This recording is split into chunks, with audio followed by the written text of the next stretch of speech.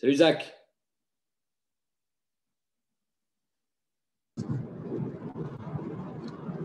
Ça roule? Ça va, vous allez bien? Baruch Hashem, et toi?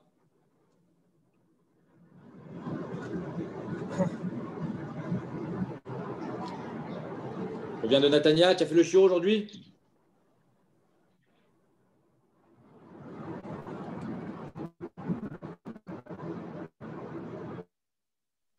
Allez, c'est bon.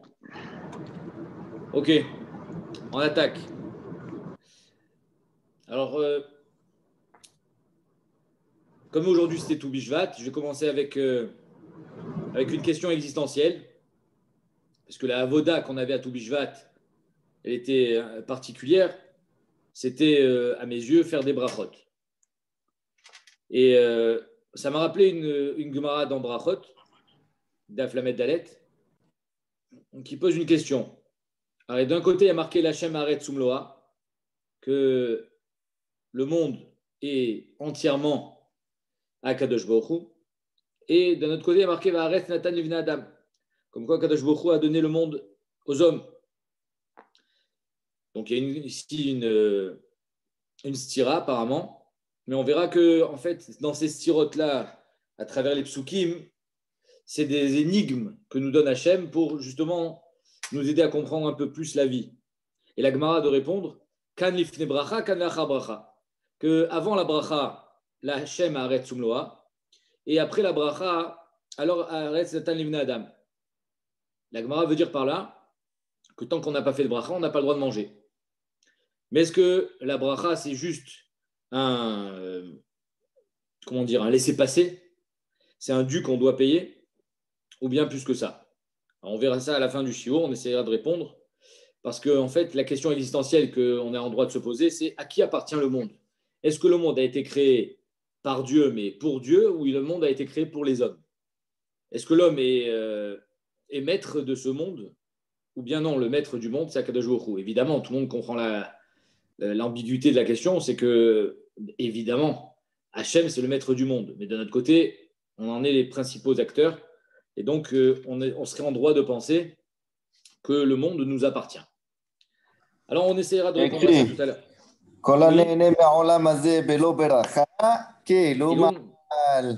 Mazak, bravo. Zagma. Alors, dans la paracha, je vais laisser cette question de côté, on y reviendra tout à l'heure. Dans la paracha, il y a un élément particulier. Encore une fois, on va essayer de trouver une énigme et une stira dans les psukim, et de façon à développer quelque chose d'immense et de grand qui se cache à chaque fois dans ces énigmes. Il y a marqué dans la Shiratayam, que tout le monde connaît, qu'on dit tous les matins dans la Tfila, il y a marqué que les Bnei Israël sont passés donc dans la mer, à travers la mer, et Bayabasha, Betochayam, tout le monde connaît les Midrashim, comment ça s'est passé. Mais il y a un pasouk étonnant qui dit Uvroach hapecha ner mumaim nitzvu kemoned nozelim kafuteomot beleviam. Je ne vais pas m'attarder sur la fin du pasouk, mais surtout sur le début. Uvroach hapecha ner mumaim. Ça veut dire quoi? Que par le souffle de la bouche, uvroach hapecha des narines de Hachem, ner mumaim, les eaux se sont levées. Et Rashi nous dit, à quoi ça fait référence? C'est Ruach HaPecha. Ayotse, Rashi dit, Ayotse Mishne Nechirim Shel Af. Comme un taureau, quand il est en colère, on le caricature avec du souffle qui sort de ses narines. Ayotse Mishne Nechirav Shel Af. Af, c'est la colère. Apecha. Diber Akatuv Kavyachol. Beshrina Dugmat Meler Basar Vadam, comme si que Akadosh Baruch Hu était un homme, Kavyachol, et donc elle nous donne une image que Akadosh Baruch Hu s'énerve, et c'est cette colère qui va engendrer Kriyat Yamsouf, qui est de la Shmia Ozen Abriot Kefia Ove, pour qu'on puisse entendre et comprendre un petit peu ce qui se passe à Kriyat Yamsouf, Shiochlou le Avin Davar, pour qu'on puisse comprendre. Rashi, Keshe Adam Koes Yotze Ruach Menechirav, quand un homme se met en colère, il sort du vent et du souffle de ses narines. Vechen ala Hashan be'apo. Et Rashi ramène d'autres psukim qui font référence. Donc, si on se pose la question comment la mer s'est dressée, comment les eaux se sont ouvertes, la réponse est Beruach HaPecha, par la colère d'Akadosh Baruch Hu. C'est-à-dire que c'est la colère d'Hachem envers les Mitzrim qui fait que la mer s'ouvre et c'est ça qui a creusé leur tombe. La stira que je vais soulever ce soir vient d'un pasouk dans Teilim. Il y a marqué, et on le lit dans le Hallel, Ra Ayam Vayanos, Ayarden Isov Leachor. Ra Ayam, la mer a vu, Vayanos, elle s'est retirée. Donc ici, on fait encore référence à Kriyat Yam-Souf, mais apparemment pas pour la même raison. Qu'est-ce qu'elle a vu, la mer? Qu'est-ce qu'elle a vu? Tout le monde connaît ce midrash, qui est un midrash plia, qui dit que la mer a vu Arono Shel Yosef. Elle a vu le cercueil, la dépouille de Yosef qui avait été récupérée, on a parlé cette semaine dans le DAF, par Moshe Rabbeinu. Et donc, c'est ça qui a fait que la mer se retire. La question logique qu'on a en droit de se poser, c'est je ne comprends pas. La mer, elle se retire parce qu'Hachem est en colère, ou la mer se retire parce qu'elle a vu Arono Shel Yosef? Pourquoi elle s'est retirée, la mer, finalement? Qu'est-ce qui a été le gorem? Qu'est-ce qui a engendré Kriyat Yam-Souf? Alors là, à travers cette question, en fait, la Torah et Akadosh Baruch Hu veut nous apprendre un grand yesod. Le yesod s'appelle Derech Agav. Dans la Gemara, il est souvent utilisé. Derech Agav, c'est-à-dire de faire ce qu'on appelle d'une pierre deux coups. Nous, on a l'habitude d'utiliser ce genre d'expression. C'est-à-dire que je vais faire un maasé, je vais faire une action, et de cette action, finalement, je vais pouvoir l'utiliser dans un autre domaine. Je vais faire d'une pierre deux coups. C'est, par exemple, je suis de toutes les façons obligé d'aller d'un endroit A à un endroit B, et donc, si déjà, je vais prendre quelqu'un en Trump, quelqu'un qui doit aller à la même destination, et donc, par le même fait que je dois m'y rendre, je fais du chesed. Mais est-ce que j'ai fait du chesed? Oui. Mais est-ce que j'ai voulu faire du chesed en premier lieu? Non. Ça s'appelle faire d'une pierre deux coups. Si déjà j'y vais, je fais du chesed. Cette notion n'existe pas chez Hachem. Akadosh Baruch Hu veut punir les Égyptiens et c'est par la colère qu'il les punit. Beruach HaPecha Ne'emumayim. C'est la raison pour laquelle l'eau s'est ouverte. Mais est-ce que c'est pour ça que les bénis Israël ont réussi à passer à l'intérieur? Est-ce que c'est pour ça que la mer a laissé passer les bénis Israël? Pas du tout. Les bénis Israël sont passés à l'intérieur de la mer juste parce que Ra'a Arono Shel Yosef. C'est-à-dire qu'Akadosh Baruch Hu, chez lui, il n'existe pas de double action. Il n'existe pas de double effet. Chaque chose est pesée. On fait, nous, des doubles actions, mais chez Hachem, chaque chose vient à sa place. C'est-à-dire que jamais, au grand jamais, on pourrait prétendre pour Akadosh Baruch Hu que, étant donné que les bénis Israël devaient passer, alors malheureusement, les Égyptiens étaient là au mauvais moment. Ils étaient au mauvais endroit au mauvais moment et ils en sont morts. Non, jamais de la vie. Akadosh Baruch Hu est un Dieu de tzedek, de justice, et donc si on ne mérite pas la sentence, il ne devrait pas arriver. Et donc c'est pour ça que Béhémet, les Égyptiens devaient être punis, parce qu'il était en colère contre eux, parce qu'ils ont fauté, parce que Béhémet et les Égyptiens étaient Chayamita. Mais ce n'est pas pour autant que nous, on a été sauvés. Ce n'est pas parce que les Égyptiens vont être punis que nous, on a réussi à être sauvés. Nous, on a réussi à être sauvés parce que Ra'a Arono chez Yosef. C'est-à-dire que la notion chez Hachem de faire d'une pierre deux coups n'existe pas. Parce que, quel est le problème? C'est quoi le problème de faire d'une pierre deux coups? Faire d'une pierre deux coups, ça voudrait dire que l'action manque de calibrage. C'est-à-dire que ça manque de pureté. Ça manque de l'ishma. C'est-à-dire qu'on va reparler cette semaine de l'ishma. Chez Akadosh Baruch Hu, évidemment, chaque chose va à sa place. Chaque chose a une raison et il n'y a pas de dommages, comme on dit, dommages collatéraux. Ça n'existe pas un dommage collatéral. Il n'y a pas parce que lui, il devait gagner, alors toi, tu as perdu. Toi, tu devais perdre et lui devait gagner. Les Égyptiens devaient être punis et les bénis Israël devaient être sauvés. C'est-à-dire que tout ce qui nous arrive dans ce monde, ce n'est pas parce que la situation a engendré cette finalité. Non, c'est parce que Béhémet, ça devait arriver. Chacun de nous doit trouver cette raison, c'est-à-dire que tout est justifié. Chez Akadosh Baruch Hu, tout est justifié. Il n'y a rien qui n'est pour rien. Pourquoi ce sujet il est intéressant? Parce que ce que j'aime bien faire, c'est relier les sougiotes qu'on fait dans le DAF avec la paracha, parce que la Torah, est, comme on dit, un petit clin d'œil pour les Tunisiens, la Torah est une. Et donc, à chaque fois que tu trouveras quelque chose dans une sougia, tu pourras toujours l'accrocher à un autre inyan et à un autre inyan et à un autre inyan. Et c'est pour ça qu'on pourra toujours trouver des liens. Où est-ce qu'on voit ça dans le DAF? Alors, je vais vous citer une Gemara, une première Gemara, avant d'arriver à ce qu'on est en train d'étudier en ce moment. Une première Gemara, c'est une Gemara qu'on a fait au début de Masechet Psachim, une Gemara magnifique qui dit comme ça, que, je vous cite la Gemara, je l'ai vue tout à l'heure, elle dit que si, c'est une Gemara d'Afret Amud Aleph, dans Psachim, que si Béhémet, il y a un éboulement dans une maison et qu'il y avait là-bas du Chametz, alors il faut faire attention de ne pas envoyer la main parce que, pour faire Bdikat Chametz, parce qu'il risque d'y avoir des serpents, des scorpions, etc. Mais la Gemara demande, je voulais la Gemara d'Afret Amud Aleph. Vea Marabi Lazar, Shuche Mitzvah et Nanizokin.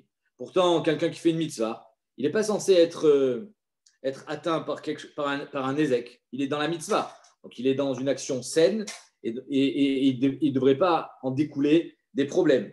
Amaravashi, Shema Ta'abedlo Machat. Veate Lione Batra, de peur qu'il ait perdu dans cet éboulement, dans cet effondrement, il ait perdu une aiguille, il ait perdu un objet personnel. Et donc là, ça sort complètement du cadre de la mitzvah. Certes, il est en train de chercher le chametz, mais il va en profiter. Il va dire, si déjà je cherche le chametz, je vais aussi essayer de retrouver mon objet. Et après, Veate Lione Batra.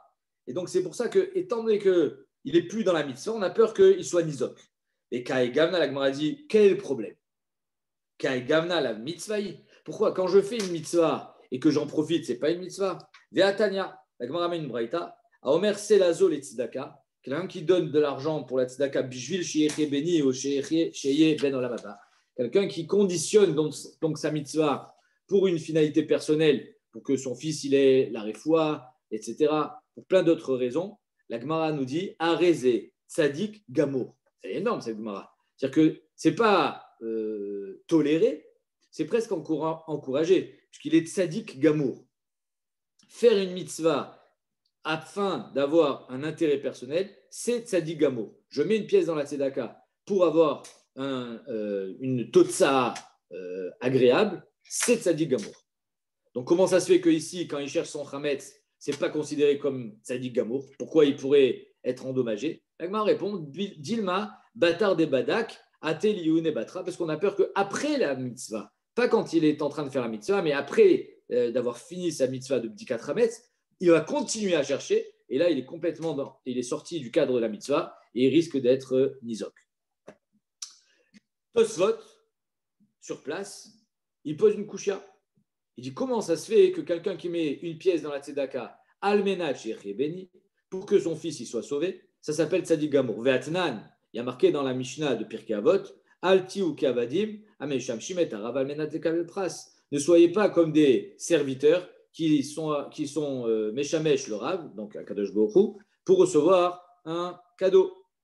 Donc comment ça se fait qu'ici, il fait une mitzvah pour recevoir un cadeau? Et pourtant, dans la Mishnah de Pirkei Avot, on dit qu'il ne faut pas être comme ça.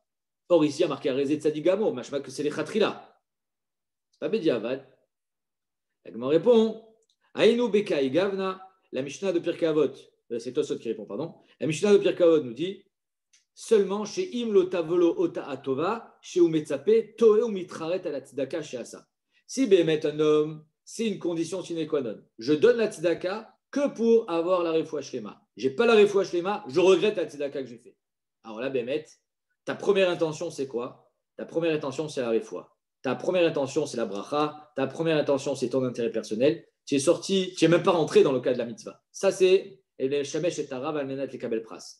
Mais si, Bémet, tu fais la mitzvah, et tu es d'accord de faire la mitzvah, et tu veux faire la tzedaka, aval, Tosot il dit, Miché notoe ou mitraret, c'est lui qui ne regrettera pas sa mitzvah, même si à la fin, ça n'arrive pas à ce qu'il demande, Arezé tzadik gamour, Vechen mashma beresh masechet rosh shana perikama de baba batra. Fin des mots de Tosot.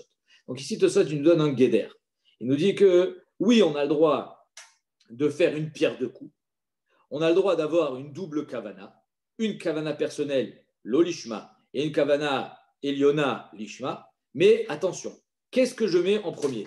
Est-ce qu'en premier, j'ai mis mon intérêt personnel ou j'ai mis la mitzvah? Si j'ai mis la mitzvah en premier, et jamais je ne regretterai, même si elle est conditionnée, almenat sheikh benit, c'est-à-dire que j'ai fait un tnaï. C'est pas seulement que je le pense au plus profond de moi, mais je le dis pas. Je le dis. Je fais un tnaï et je fais la tzedaka almenat ken. Malgré ça, arrêtez de sadigamo parce que je ne regrette pas de faire la tzedaka. Je suis content d'avoir fait la mitzvah. Par contre, si Bémet, je le regrette, alors là, ça s'appelle les shamesh et arab almenat les kabel pras. C'est shlili, c'est négatif. Je continue, je saute pratiquement tout le hamoud de la Gemara et j'arrive à la fin. À la fin de la Sougia, là-bas, elle nous dit comme ça. Elle nous dit que les Béné Israël, quand ils faisaient aller à la régel, ils avaient une aftacha. Il y a marqué Lo yachmod ish et artsecha, que personne ne voudra s'emparer de ta terre. Mais la med, j'étais paratraroa, que ta para, elle pourra rester dans le pâturage, pendant que toi, tu es absent. Hein. Le gars, il habite à Haïfa, il fait aller à la régel, il est à 200 km de chez lui. T'inquiète pas, tes biens sont protégés.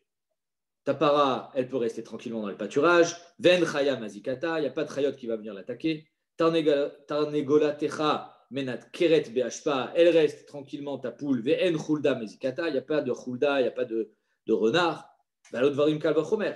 Uma elouche darkan nizok et nanizokim. Si déjà les animaux, c'est chayar qui reçoivent la visite d'un renard et on a une aftacha dans la Torah qui dit qu'il n'y aura pas de problème.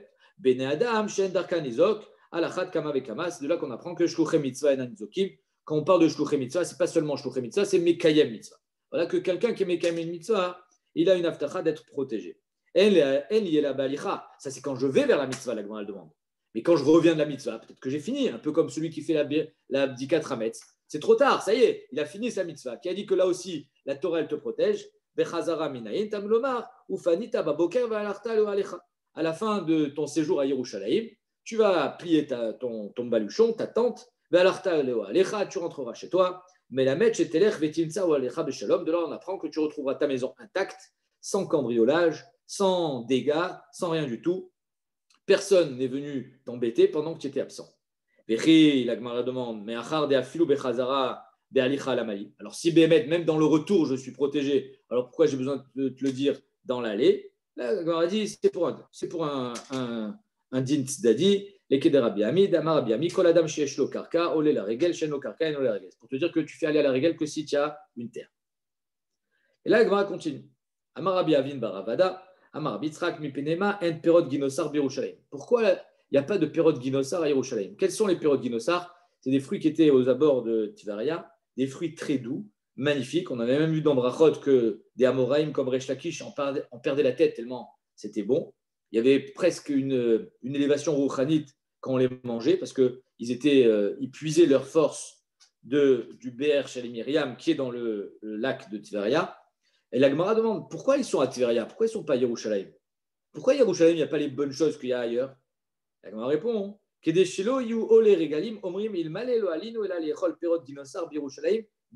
pour pas que les Regel ils disent c'est quoi, si on était allé à Yerushalayim rien pour kiffer avec les périodes Guinossar, ça nous aurait suffi. C'est-à-dire que si Béhémet, on veut la protection lors de l'Alia à la Régel, il faut faire une Alia à la Régel, l'Ishma. Mais si tu n'es pas l'Ishma, si tu vas pour les périodes Guinossar, alors tu n'as pas de protection. Nimtzet Alia, chez l'Ishma, la Gemara dit. Donc c'est pour ça qu'il n'y a pas les bonnes choses qui sont à Guinossar, qui sont à Tveria, n'existent pas à Yerushalayim. Justement pour que les gens montent à Yerushalayim pour Yerushalayim, mais pas pour le bien-être qui est à côté. Kayot Sebo, un autre exemple que la Gemara nous dit, Amar Rabbi Bustai, Rabbi Yanaï, Mipedema, En Chamet Tveria Yerushalayim. Pourquoi il n'y a pas des sources chaudes pour pouvoir prendre le Hamam, les bains chauds? Kede Shilo Yu, ça existe aussi que à Tveria. La Gemara dit Kede Shilo Yu Ole Regalim, Omrim, Il Malé Lo Alinu, El Yechotz Bechamet Tveria, Dayenu. Si on était allé à Yerushalayim rien que pour prendre le bain, ça nous aurait suffi. Nimtzet Aliyal Shelo Lishma. Donc, pour éviter qu'il y ait une alia à la régel chez l'Olishma et que les Béné Israël ne profitent pas justement de cette protection, Alors, à Yerushalayim, il n'y a pas de source chaude, il n'y a pas de période Guinossar, il n'y a pas de toutes les belles choses qu'il y a en Eretz Israël. Yerushalayim, c'est peut-être plus aride, c'est un peu plus sec, mais au moins, quand on monte à Yerushalayim, c'est pour une bonne chose, c'est pour faire aller à la régale. Alors, on a une contradiction. Pourquoi? Parce que d'un côté, tu me dis que c'est un tzaddik gamour quand il fait la tzedaka al-menat shechi béni. De l'autre côté, quand tu montes à Yerushalayim pour kiffer, ce n'est pas une mitzvah. Ma'apshat. Pourquoi ici, ce n'est pas considéré comme tzaddik gamour? Pourquoi il n'a pas fait la mitzvah? Pourquoi il n'a pas le droit à la protection de la mitzvah? On retrouve ici le tirou de Tosfot. Tosfot nous dit, tout dépend en qu'est-ce que tu mets en premier. Est-ce qu'en premier, tu mets ton intérêt personnel, rien que, puisque c'est marqué mes fourrages, d'ailleurs, ça nous aurait suffi, machma, ça c'était le plus important. Je m'en fiche d'aller à la régale, je m'en fiche de faire les corbanotes. Moi, ce qui m'intéresse, c'est d'aller au bain chaud, c'est de manger les pirogues dinosaures. Si Béhémet, tout ce qui t'intéresse, c'est ton intérêt personnel, alors c'est fini, il n'y a pas de protection. Tu ne peux pas prétendre à avoir comment ça s'appelle? Ouais, Mechila, je me suis embrouillé. Tu ne peux pas prétendre à avoir une protection de la mitzvah parce que toi, tout ce que tu voulais, c'était le kiff. Par contre, si Béhémet, tu es dans la mitzvah, mais derrière Hagav, comme on dit, faire d'une pierre deux coups, si déjà je suis à la mitzvah, alors à la rigueur que j'ai une protection et j'ai un bienfait, j'ai une bracha, j'ai Echie béni, et sans regretter bien évidemment la mitzvah, alors là, arrêtez Tzadik Gamour. Ce terme-là de Tzadik Gamour, il est intéressant. C'est-à-dire qu'on a l'impression, et c'est pas seulement une impression à mon avis, c'est que ça fait partie de la condition humaine. L'homme est ainsi fait, il lui faut un profit, il lui faut un intérêt personnel, et sinon, ça ne marche pas. Comme si on a été créé ainsi, à raison de Tzadik Gamour. Ce n'est pas un défaut. Ne pas croire que Béhémet, le fait de faire les choses par intérêt, ça nous dessert. Non, c'est comme ça. Léolam, c'est intéressant de voir que la Gemara elle nous dit Léolam, ilmad Adam Torah, ilmad veyasok batorah, shimitor shiloishma belishma. Léolam, ça veut dire que c'est tout le temps comme ça. Il n'y a jamais de cas où tu pourras Béhémet faire les choses lishma comme Akadosh Baruch Hu. Akadosh Baruch Hu, lui, il est capable de faire les choses pesées pour chaque raison. Il y a une action. Et chaque action est justifiée, alors que pour nous, on va faire une action, et cette action, finalement, il va découler plusieurs intérêts de cette action. Il y a le guédère de la mitzvah, il y a un intérêt personnel, il y a ce que je veux, il y a ce que j'ai envie, il y a ce que je souhaite, etc. Donc, on voit que Béhémet, c'est pas seulement toléré, c'est pas seulement accepté, c'est même encouragé, puisqu'on te dit qu'il est Tzadik Gamour. Un autre exemple que j'ai relevé, puisqu'on est en plein dans les corbanotes en ce moment dans le DAF, on parle des corbanotes, en l'occurrence du Korban Pessah. Et comme j'ai dit quand on a commencé le 5e Pérec, j'ai dit que la première Mishnah de Masechet Zvachim nous dit que tous les corbanotes, si on les a fait chez l'Olishma, c'est-à-dire que ce korban, c'était censé être un korban Ola, et je l'ai fait les Shem Shlamim, donc je n'ai pas fait avec sincérité, je ne l'ai pas fait comme il fallait, je ne l'ai pas fait l'Ishma, je l'ai détourné de son véritable caractère. Malgré ça, la Mishnah nous dit dans Masechet Zvachim, le korban, il est kasher. C'est-à-dire que même au Beth Amikdash, qui devrait être normalement l'endroit de contact avec Akadosh Baruch Hu, où le lolishma ne devrait pas être toléré, même là, on prend en compte la condition humaine, on fait cas et on ne se détourne pas, on ne se cache pas la face. Le lolishma existe même au Beth Amikdash et il est toléré, c'est-à-dire que même si le korban, lo yatsa yedechova, mais le korban il est kasher, sauf 2 cas. Quels sont les 2 cas où le korban il n'est pas kasher? C'est-à-dire qu'il n'est pas sous les gamrés, il ne pourra pas être consommé. C'est le korban khatat et le korban pessah. Et j'ai trouvé ça intéressant parce que c'est pas pour rien, évidemment, que tous les corbanotes sont kshirim quand ils ne sont pas lishma, sauf le korban pessah et le korban khatat. Pour le korban pessah, à mon avis, vous allez peut-être m'aider si vous avez d'autres idées, mais à mon avis, c'est parce que le korban pessah représente Yetziat Mitzrayim. Et qui dit Yetziat Mitzrayim dit punition de l'un et sauvetage, victoire de l'autre. Et donc, à chaque fois qu'il y a quand par exemple il y a un match de foot, pour donner l'exemple, l'Avdil et l'Efadalot, il va y avoir un vainqueur et il va y avoir un vaincu. Et donc à chaque fois qu'il y a une confrontation entre deux individus, celui qui va gagner, est-ce qu'il a gagné parce que l'autre devait perdre? Est-ce que celui qui devait perdre a perdu parce que l'autre devait gagner? Ou bien non, lui devait perdre et lui devait gagner. Pessar, c'est exactement ça. Donc si le Korban Pessar, tu le fais chez l'Olishma, tu n'es pas dans l'expression la plus pure possible de Yetziat Mitzrayim, alors ton Korban, il n'est pas saoul. Parce que Behemet, à Pessar, c'est spécial. Pas comme d'habitude. D'habitude, là, on tolère la condition humaine. C'est vrai que nous, les hommes, on fait les choses par intérêt, toujours. Que ce soit un homme avec sa femme, un homme avec ses enfants, un homme avec sa Torah, un homme avec ses mitzvot. Un homme, il fait les choses par intérêt. Mais à Pessar, on ne tolère pas. À Pessar, tu ne fais pas par intérêt. À Pessar, tu dois faire le Korban Pessar Lishma. Et si tu l'as fait chez l'Olishma, alors ça veut dire que tu t'es détourné ici de l'élément essentiel de Pessar qui est Lishma. Kadosh Baruch Hu, quand il a ouvert la mer, quand les bénis Israël ont été sauvés, ce n'est pas parce que les Égyptiens devaient mourir. Et quand les Égyptiens sont morts, ce n'est pas parce que les bénis Israël devaient être sauvés. Il y a deux raisons. Ner Mumaim, Ruach HaPecha Ner Mumaim, c'est la colère d'Hachem qui a ouvert les eaux. Et d'un autre côté, c'est parce qu'il a vu Aaron Shel Yosef, comme on a vu tout à l'heure. La deuxième exception des korbanot qui sont psulim quand ils ne sont pas lishma, c'est le korban khatat. Et le korban khatat aussi, à mon avis, qu'est-ce qu'il vient faire le khatat? Il vient expier une faute. Quelqu'un qui a fauté, il doit amener un korban khatat pour se faire pardonner. Même si cette faute, elle était que béshogeg, il a besoin quand même d'une expiation parce que qui dit shogeg dit quand même une responsabilité de la part de l'homme parce que si tu as fauté, c'est que tu n'as pas été tu n'as pas fait assez attention. Et donc ça aussi, peut-être que le korban khatat, il n'est pas cachère quand il est chez l'ishma, parce que sans sincérité, tu ne peux pas vraiment faire tchouva. Quand on demande à un enfant, dis-lui pardon parce qu'il a fait mal à son frère, alors il ne peut pas demander pardon sans mettre le cœur, ça ne s'appelle pas demander pardon. Si on ne fait pas les choses l'ishma, si on ne fait pas les choses avec profondeur, si on ne fait pas les choses comme il faut dans le korban khatat, alors ce n'est pas un korban khatat. Le korban, il n'est pas là. C'est rien. C'est comme si tu n'avais pas amené ton khatat. Donc c'est pour ça que c'est les deux seules exceptions où, malgré le fait qu'au Beth Amikdash, cette condition humaine de chez l'Olishma, elle est tolérée, le korban il est cachère, sauf dans ces deux cas-là, où le korban Pessar et le korban Khatat, il est invalidé, il est complètement pas saoul. Je voudrais revenir à la question initiale. On a commencé le cours en disant que Akadosh Baruch Hu nous permet de profiter de ce monde qu'il a créé pour nous. Donc on serait en droit de se dire c'est à nous, seulement après la bracha. Mais qu'est-ce que ça veut dire? Qu'est-ce que c'est cette bracha? C'est-à-dire que la question qu'on se pose depuis tout à l'heure, j'ai une double kavana quand j'agis, j'ai toujours un intérêt personnel. On voit que Behemet, ça s'exprime vachement quand on parle de achila. Quand on parle de manger, et pas seulement.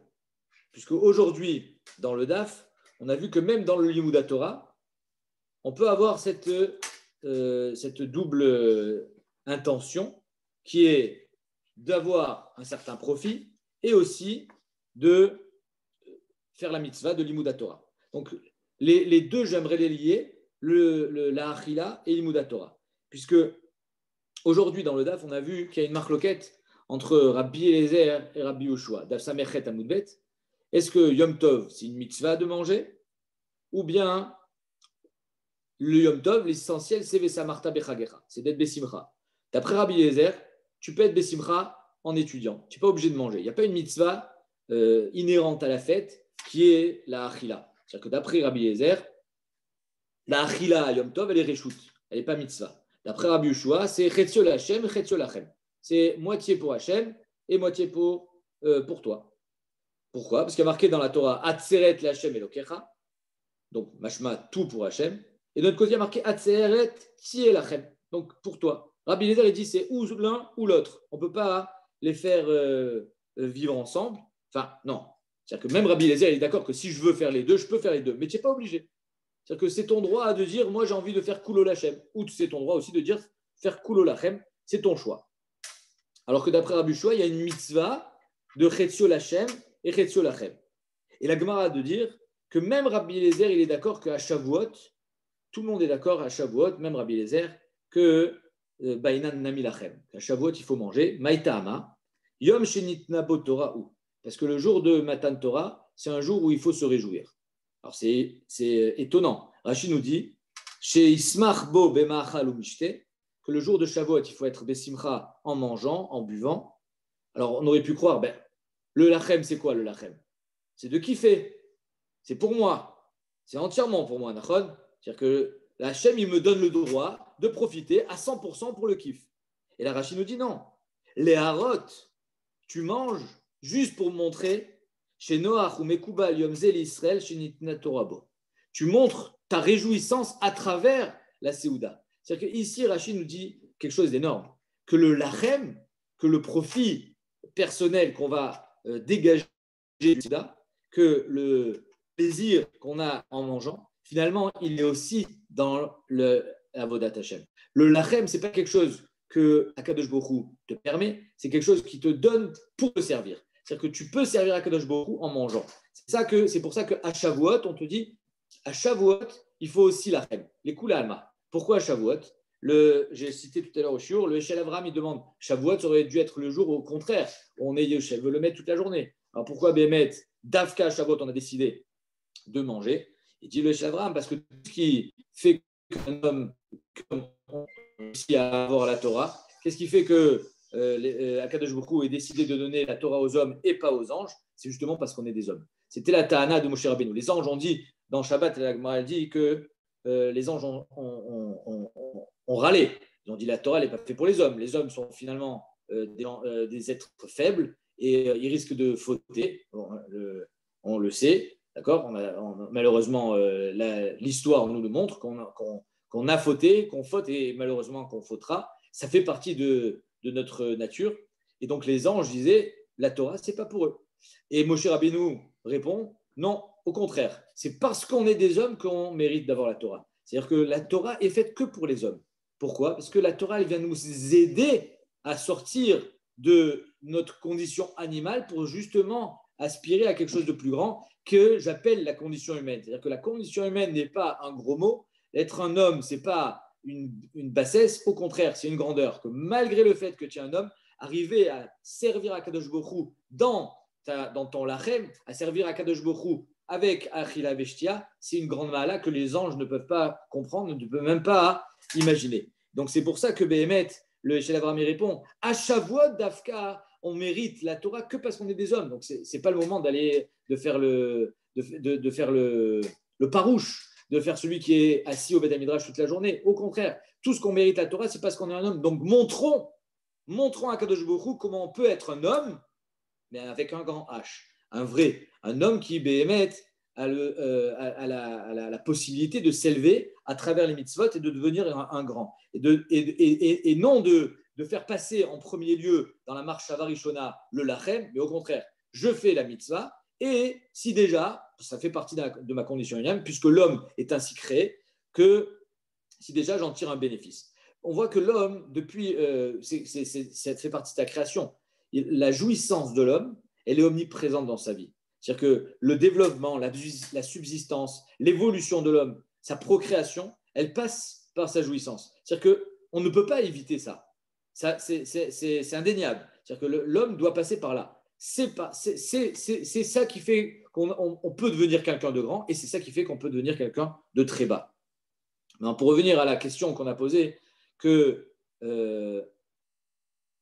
juste, je switch avec le Limud Torah, parce que là-bas aussi, dans la même souga de Chetchol Hashem, Chetchol Lachem, il y a la célèbre Gemara avec Rav Yosef qui dit que Rav Yosef faisait Igla Tilta le jour de Shavuot, parce qu'il disait, si ce n'était pas la Torah qui m'a rendu ce que je suis, alors Kama Yosef Ika Beshuka, être un Yosef, c'est facile, être un Rav Yosef, c'est bien plus difficile. C'est grâce à la Torah que je suis devenu Rav Yosef, et donc, c'est ça qui m'a élevé de ma condition animale à la condition d'homme, et c'est pour ça que, au contraire, c'est ce jour-là où je veux fêter cet événement par une Seouda Chashuva. Il faisait Iglatilta, c'était un mets particulier. Et Rav Shechet, là-bas, il dit que quand il faisait Chazara de tout son limoud, il se mettait à côté de la porte, et je vais répéter, même pour ceux qui l'ont déjà écouté, mais je vais le répéter parce que j'ai trouvé ça magnifique. Il se mettait à côté de la porte, Rav Yosef, Et il disait Chadai nafshai, que sois heureuse, Maneshama, sois heureuse, parce que c'est pour toi que j'ai appris, c'est pour toi que j'ai étudié, c'est pour toi que j'ai lu tous ces textes, que j'ai enseigné tout ça. Donc ça veut dire que Rav Yosef était conscient que le Limud Torah doit passer, Leolam ilmad adam shelo lishma, doit passer avant, comme ça le dit Agmara, Meikara ki avidini shada'ata denafshe ki avid. Quand un homme il va s'asseoir pour étudier, avant tout c'est pour lui, parce qu'il va en tirer un bénéfice. Mais ce n'est pas une bassesse, parce que ça fait partie de notre condition humaine. C'est comme ça qu'on a été créé. L'homme, il ne peut survivre et évoluer que par cette jouissance. Après, évidemment, il y a le lishma qui peut arriver par la suite. Mais ça ne peut pas arriver avant. On ne peut pas arriver au lishma sans passer par le lishma au préalable. Et je rappelle juste les mots du Ben Ishraï qui dit pourquoi il s'est mis à côté de la porte. Le Ben Ishraï, il explique un machal magnifique. Et ramène un pasouk dans Michelet qui dit que Adelet tisov ala tsira ve atzel al mitato. Le Shlomo Amelech nous dit que la porte, elle tourne sur ses gonds. Et le atzel, le feignant, lui, il tourne dans son lit. Qu'est-ce que ça veut dire? Il dit, le Ben Ishraï, que le Hatzel, le feignant, il doit prendre moussard de la porte. Alors, la porte, elle est très lourde. Elle peut peser plusieurs kilos, si ce n'est pas des centaines de kilos, et malgré ça, je peux quand même la tourner. Je peux quand même, avec ma main, la fermer, la faire bouger. Comment je fais bouger des centaines de kilos avec une seule main? Parce qu'elle est al-tsirea, parce qu'elle est sur ses gonds. C'est-à-dire que les gonds de la porte, c'est ça qui lui permet de tourner. Et là, le Ben Ishraï nous dit que la porte est lourde, mais on peut la bouger. Car Gama Torah, même si la Torah elle te semble dure, même si quelqu'un est dans son lit et dit non, j'arrive pas à me lever, je suis trop fatigué, il fait trop froid, mais ça sert à rien, mais de toute façon, j'y arriverai pas, mais je suis trop faible, et puis je suis dans ma condition humaine, je suis de toute façon un homme, donc je dois dormir. Ça te semble trop lourd, ça te semble une montagne qui est insurmontable. Malgré ça, le Hatzel, il doit prendre moussard de la porte. Rak mipene chez Chasserim lo Hatzirim. Le Hatzel, il doit se dire, c'est juste parce qu'il me manque les gonds. C'est-à-dire que n'importe quelle charge lourde peut être bougée du moment où il a été mis en place une structure qui s'appelle les gonds. Qu'est-ce que c'est les gonds chez un homme? Ben Ishraï dit, c'est le ratson la sogba mitzad amoach ou mitzad alev. Avoir l'intelligence et le cœur de vouloir être au sek batora et dans les mitzvot, c'est ça qui va te permettre de te lever de ton lit. C'est quoi? Qu'est-ce que ça veut dire? C'est-à-dire qu'une porte, quand je la place sur ses gonds, pour l'instant, je ne l'ai pas encore touchée. Je ne l'ai pas fait tourner, je ne l'ai pas utilisé. Juste, je l'ai mis en place. C'est pareil. Le ratson de l'homme, il doit être avant l'action. C'est-à-dire que pour qu'un homme il puisse bouger de son lit, il faut qu'il aille se coucher avec le ratson. Mettre en place les gonds, c'est ce qui lui permettra de pouvoir bouger plus tard. Mettre en place son ratson, ça veut dire que le ratson, il doit être avant. On ne peut pas avoir envie au moment où on est face au nisayon, face au choix qu'on doit donner, on ne peut pas en avoir envie. C'est-à-dire que si je dis à quelqu'un, allez, viens étudier, allez, fais cette mitzvah, mais avant ça, il n'a pas eu cette préparation de mettre les tsirim en place, il n'a pas fait le travail de se mettre en condition de porte et de pouvoir être bougé malgré sa lourdeur, alors il ne pourra pas bouger. C'est-à-dire que s'il n'a pas eu son ratson avant, en kazé davar, qu'il arrivera à bouger. Tout ce qu'on peut bouger des montagnes, c'est parce qu'on a eu le ratson au préalable. Le ratson, il doit précéder cette action. Ça, c'était juste pour un petit plus, pour montrer que, et sur la achila de Chetzion Lachem, et sur le Limud Torah, on voit que ça fait partie de cette condition humaine qu'un homme ne vit que pas à travers sa jouissance, pas pour sa jouissance, mais il en est le sujet. C'est-à-dire qu'il est presque pris en otage par cette jouissance. Je ne peux pas me permettre de dire je mange juste parce que j'ai envie d'avoir des forces. Automatiquement, quand tu vas manger, tu vas avoir une ana. C'est pour ça qu'on fait une bracha. C'est-à-dire que ça n'existe pas de manger sans avoir d'ana. Sinon, tu ne peux pas manger. Ça ne s'appelle même pas une achila. Donc, ça veut dire que la achila qui va te permettre de vivre, qui va te donner des forces, automatiquement, elle te donne de la jouissance. Donc, évidemment que tu dois manger pour vivre et pas vivre pour manger, mais automatiquement, tu en tireras un certain bien-être. Dans cette bracha-là que Kadosh Baruch Hu nous dit de faire, et c'est avec ça qu'on a commencé, kan lifne bracha, kan lacha bracha, j'ai dit non, évidemment que la bracha, et ça je tire encore une fois de Rav Yeshurun, il dit que la bracha, elle n'est pas là pour juste nous donner le droit de profiter d'une pomme. Quand on fait Boré Peraet sur une pomme, ce n'est pas juste pour pouvoir la manger. C'est plutôt une façon d'exprimer le recul qu'on doit avoir face à Kadosh Baruch Hu. C'est-à-dire que la bracha, c'est ça qui va nous faire prendre conscience de qui on est, de où on est, et que à Kol la Kadosh Baruch Hu. Comme il y a marqué dans les brachot des Shiva Brachot, chez Akol Bara Lichvodo. La première bracha avec laquelle on commence les brachot d'un couple qui vient de s'unir, c'est chez Akol Bara Lichvodo. Tout a été créé pour le Kavod HaKadosh Baruch Hu. Quand tu fais cette bracha, alors tu prends le recul de te dire que finalement, ce monde-là, il a été créé certes pour toi, mais à Kol Lichvodo. Tu rends hommage à Kadosh Baruch Hu à travers cette bracha, et en le glorifiant, en disant cette bracha, à ce moment-là, Kadosh Baruch Hu, lui, te donne ce monde. C'est-à-dire que c'est comme si, par exemple, en faisant la bracha, je ne fais pas la bracha pour manger, je fais la bracha parce que je veux glorifier Hachem, et automatiquement, j'en aurai évidemment une ana, parce que quand je vais manger, je vais profiter de cette pomme. Mais cette bracha-là, elle ne te donne pas juste la possibilité de manger, elle te donne plus que ça. Elle te donne le potentiel de glorifier Akadosh Baruch Hu à travers elle et de te remettre en place. C'est-à-dire que l'homme, il comprend à ce moment-là quelle est sa place dans ce monde. Il comprend à ce moment-là qu'Akadosh Baruch Hu a kol ba'ara lichvodo, qu'Akadosh Baruch Hu, il est maître du monde. Et donc, évidemment, quand on a dit est-ce que le monde, il a été créé pour l'homme ou il a été créé pour Hachem, le monde a été créé pour Hachem, à kol ba'ara lichvodo, pour le kavod d'Akadosh Baruch Hu. Nous, ce qu'on peut faire, c'est le glorifier. Et c'est là où on aura la vraie Hana. La Hana, elle ne passe pas juste par le fait de mâcher une pomme. La Hana, elle passe par glorifier Akadosh Baruch Hu, se rendre compte comment on est, comment le monde il est métactec, comment tout vient à sa place, que chaque chose, Akadosh Baruch Hu, tout ce qu'il fait, il a une raison. Qu'il n'y a pas de rien pour rien. Il y a pas de, rien ne peut bouger dans ce monde si Akadosh Baruch Hu n'a pas donné son aval. Et ça, c'est que par le biais de cette bracha. La bracha, elle te donne cette conscience. Et donc, finir avec ces mots. Juste une petite question, Mouche. Est-ce qu'on doit être désolé, entre guillemets, envers Akadosh Baruch Hu, désolé de finalement profiter en mangeant cette pomme? Et non. Au lieu de la manger sans profit personnel et que ce soit vraiment 100% pour Akadosh Baruch Hu, pour la manger, pour avoir des forces pour étudier la Torah et que malheureusement on la mange pour profiter, eh ben alors c'est pour ça qu'on fait aussi cette bracha. Est-ce que ce recul que tu parles, c'est en gros être désolé de le manger ou c'est autre chose? Jamais de la vie. Jamais être désolé. Akadosh Baruch Hu t'a créé comme ça. Il t'a donné des papilles gustatives. Il y a marqué même, il me semble, dans le Yerushalmi, je ne me rappelle plus où c'est que c'est écrit, qu'un homme devra donner din vecheshbon sur tous les délices qu'Akadosh Baruch Hu a créé et qu'il n'a pas voulu profiter. Hachem a créé un monde pour que tu en profites, mais il faut savoir comment en profiter. On n'a pas à être désolé, c'est comme ça qu'il nous a créés, mais il faut savoir comment en profiter. C'est-à-dire que faut comprendre que la seule tfila qui est écrite dans la Torah, la seule prière qui est écrite dans la Torah, c'est le Birkat Hamazon. Ça ne veut pas rien dire. C'est-à-dire qu'il n'y a pas Mincha, il n'y a pas Arvit, il n'y a pas Shacharit, il n'y a pas Neila de Yom Kippour dans la Torah.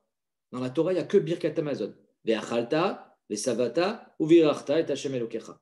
Pourquoi la seule tfila que Akadosh Baruch Hu nous donne, Minatora, c'est le Birkat Hamazon. C'est justement ça. C'est que si Béhémet, un homme, il arrive, c'est un degré élevé, mais il arrive à manger, faire motzi pour pouvoir faire Birkat Hamazon. C'est-à-dire que je ne mange, je n'ai pas à m'excuser de profiter quand je mange. C'est bon. Ça fait partie de ma condition humaine. C'est ainsi que je suis fait. Je ne suis pas désolé. Il ne faut pas en être désolé. La preuve a raisé de Sadiq Gamour. Donc, il ne faut pas en être désolé. Mais d'un autre côté, si j'arrive à canaliser cette bracha, si j'arrive à canaliser cette volonté de pouvoir glorifier Akadosh Baruch Hu à travers mon Chesed Lachem, à travers justement ce qui fait de nous des hommes, alors c'est ça le but ultime.